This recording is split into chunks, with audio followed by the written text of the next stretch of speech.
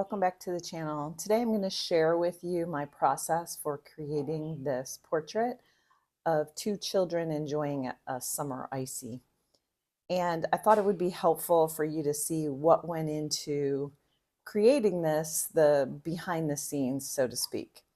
For the portrait, I used my favorite paper, which is the Fabriano Artistico in traditional white. It's 100% cotton paper if you're not familiar, and this is cold pressed. The size for this was 12 by 18. I had taped off an area to correspond with the layout that I wanted. The finished size turned out to be 14 by 10 and a half. Here's the original photo, and I didn't really care for the background, the home that was in the background. It had no significance to the picture, and I really wanted to zero in on this area here, which was the icy. So what I did, and I also didn't like the face painting, and the clothing didn't really help promote that icy and show kind of the story I wanted to convey. So the first step was to crop in and increase, sorry about that light, increase the contrast so that I could understand where were the shadows, where was the light coming in, which was clearly from this direction. And you could see on her forehead and the top of his head how it did grab some light, also her shoulder. But his face is heavily shaded, as well as this lower area. What I did here when I cropped is I put the icy, which was the focus of my picture, in that 1/3, top 1/3, side, right side 1/3, so that that's a nice visual. And with the direction she's coming in here, I liked this layout with the more interesting crops than, as you can see, the original. I further touched it up to remove all the background so I wouldn't be distracted by that. And I went with this one as my reference photo. Quickly sketched it on this 7 by 10 sheet so that I could try out my skin tones and see what my clothing choices were going to be. From this sketch, I determined that I didn't care for her dress. It was a little bit too close to the skin color, so she got a little washed out, and the charm of her little ruffled dress didn't convey. And then again, the icy, which was where I wanted the focus point to be in here, focal point, his clothing were a little distracting. So I decided I was going to make his shirt white. I did like the change in the shorts to feel more denim-y, that felt Americana.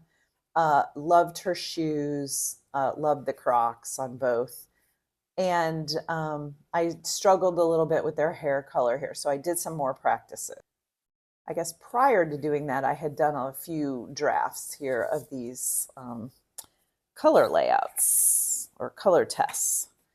So this one here was the skin tone. So I tried all of the reds that I had, which from my color tray here, I had quinacridone coral, perylene red, quinacridone magenta, and pyrrole scarlet.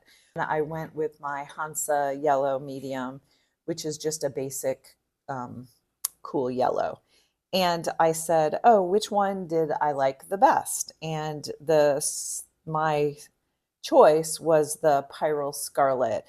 It had a nice warm cast to it, and mixed with it gave me a lot of ranges. And then from there, I knew I was going to need shading for the faces, having mentioned that his face was heavily shaded. And so I added a little of my phthalo blue in different proportions to see how far could I push it before it started to look, funky. So I was happy with those. So I decided on the skin color, and then the hair, as I mentioned, I was struggling with that, so I kept going back to the swatch. I knew I wanted just a base layer down, so I used the sepia tone, just to kind of get the shape of the head done. And then I layered on top of that a few different colors, which I needed a little more warmth on hers since it was going to capture some of the light. So I added the quinacridone sienna along with my raw sienna light to just get a nice mix. And I used similar mix to him with a little more of my brown iron oxide. And I didn't want too much granulation, but I didn't mind some. I knew my strokes were going to be more hair-like, and it wasn't going to be a lot of water mixed in with that. So anyway, I thought that was good enough to move on. And then I wanted to decide what was I going to do in the background.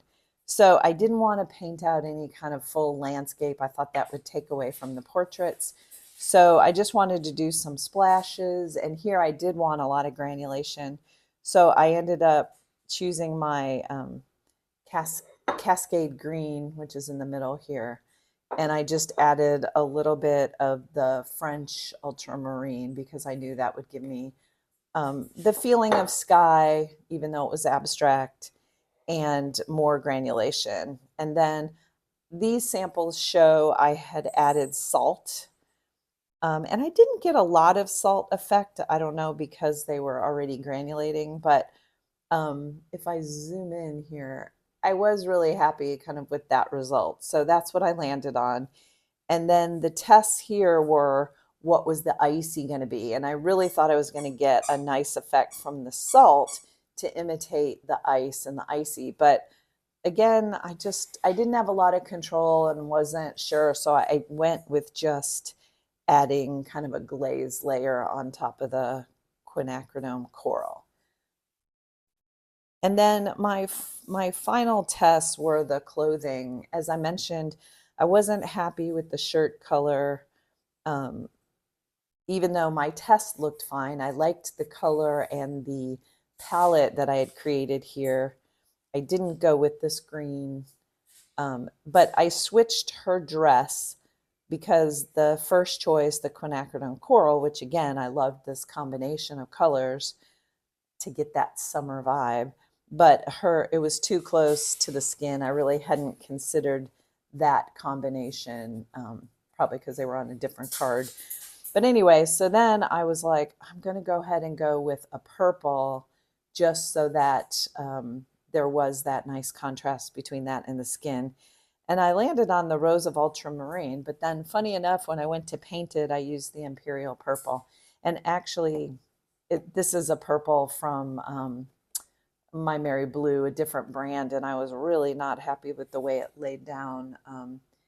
It created a bunch of cauliflowers right away, and I had to thin it out. So anyway, sticking with my Daniel Smith, I ended up layering over the Rose of Ultramarine, which was my preference, and I think that worked out pretty well. And then this was just a sample of what could I use for that concrete shading and his shoes. And I did a combination. I tried to use, you'll hear me talk a lot about color harmony, but I try to use some of the colors from the palette, so I'm not introducing, yet a different blue. And so I went with the Indian Throne blue, which I had used on the shorts to create this, along with the quinacridone coral and the Hansa yellow. And that gave me a nice range. Depending on how much yellow I added, I could get more of the tans or the just straight sort of shading I needed for his white shirt. It seems like a lot of work, preliminary work to do. And actually, as I started painting, I did a few more tests, and I just wanted to see how far I could push things, and when I layered over, what would happen. And that's what this test is just to confirm I like the color of the shoes. For the dress, I wanted to see how to shade it, and you could see how having the benefit of this smaller sketch to try things out and to see how would the layout work.